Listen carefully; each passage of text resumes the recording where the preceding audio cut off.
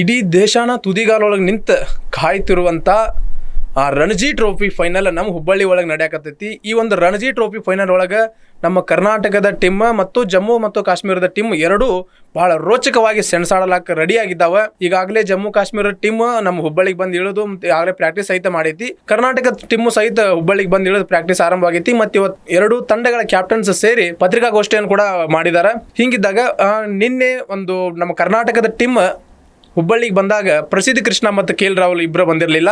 ಇವತ್ತು ಅವರು ಸಹಿತ ಬಂದು ನಮ್ಮ ಕರ್ನಾಟಕ ಟೀಮನ್ನು ಸೇರ್ಕೊಂಡಿದ್ದಾರೆ. ನಾಳೆ ಬೆಳಗ್ಗೆ 9:30 ರಣಜಿ ಟ್ರೋಫಿ ಫೈನಲ್ ಪಂದ್ಯದ ಮೊದಲ ಬಾಲ್ ಖಂಡಿತವಾಗಿಯೂ 9:30 ಬಿದ್ದ ಬೀಳುತ್ತೆ. ಏನಂತಂದ್ರೆ ಹುಬ್ಬಳ್ಳಿ ಒಳಗೆ ನಡೆಯುವಂಥ ರಣಜಿ ಟ್ರೋಫಿ ಪಂದ್ಯದ ಟಿಕೆಟ್ ಈ ಹಿಂದಿನ ಹಲವಾರು ಮ್ಯಾಚ್ಗಳ ಟಿಕೆಟ್ ಏನೈತಲ್ಲ ಫ್ರೀ ಇತ್ತು. ಆದ್ರೆ ಇಲ್ಲಿ ಒಂದು ಸ್ವಲ್ಪ ಅಥವಾ 100-200 ಇತ್ತು. ಇಲ್ಲೂ ಸಹಿತ ಅಷ್ಟೇ ಹೆಚ್ಚಾಗಿ ಏನಿಲ್ಲ. ಇಲ್ಲಿ 2 ರೀತಿಯಾದ ಟಿಕೆಟ್ ದರ ಐತಿ. ಏನಂತಂದ್ರೆ ₹100 ಟಿಕೆಟ್ ಗೇಟ್ ನಂಬರ್ 2ರಲ್ಲಿ, ₹200 ಟಿಕೆಟ್ ಗೇಟ್ ನಂಬರ್ 3 ಒಳಗೆ ಸಿಗ್ತೈತಿ. ಈ ಟಿಕೆಟ್ ಕೌಂಟರ್ 8:30 ಆರಂಭ ಆಗ್ತೈತಿ.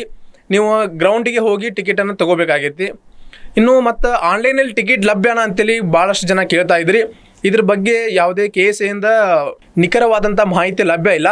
ಆದ್ರೆ ಒಂದು ಪ್ರಯತ್ನ ನೀವು ಮಾಡ್ತಾ ಇರ್ಬೋದು, ಪೇಟಿಎಮ್ ಒಳಗೆ ಚೆಕ್ ಮಾಡ್ತಾ ಇರ್ಬೋದು. ಅಲ್ಲಿ ಟಿಕೆಟ್ ಸಿಕ್ಕರೆ ನಿಮ್ಗೆ ಸಿಗ್ಬೋದು. ಇಲ್ಲ ಅಂದರೆ ನೀವು ಆಫ್ಲೈನಲ್ಲಿ ಹೋಗಿ ಗ್ರೌಂಡ್ಗೆ ಹೋಗಿ ಗೇಟ್ ನಂಬರ್ 2 ಮತ್ತು 3ರಲ್ಲಿ ಟಿಕೆಟ್ನ ಪಡೆದುಕೊಳ್ಬೇಕಾಗ್ತೈತಿ. ಮ್ಯಾಚ್ ಬಗ್ಗೆ ಹೇಳೋದಾದ್ರೆ ಗ್ರೌಂಡನ್ನ ಈಗಾಗಲೇ ನಮ್ಮ ಹಲವಾರು ಗ್ರೌಂಡ್ ಸಿಬ್ಬಂದಿಗಳು ಸೇರಿ ಗ್ರೌಂಡ್ ಸಜ್ಜುಗೊಳಿಸ್ತಾ ಇದ್ರೆ, ಹಿಂಗಿರುವಾಗ ಅಲ್ಲಿ ನಮ್ಮ ಹುಬ್ಬಳ್ಳಿಯ ಒಂದು ರಾಜನಗರ ಸ್ಟೇಡಿಯಂ ಈ ಒಂದು ಫೈನಲ್ ಮ್ಯಾಚ್ಗಾಗಿ ರಂಗೇರಿ ನಿಂತೈತಿ.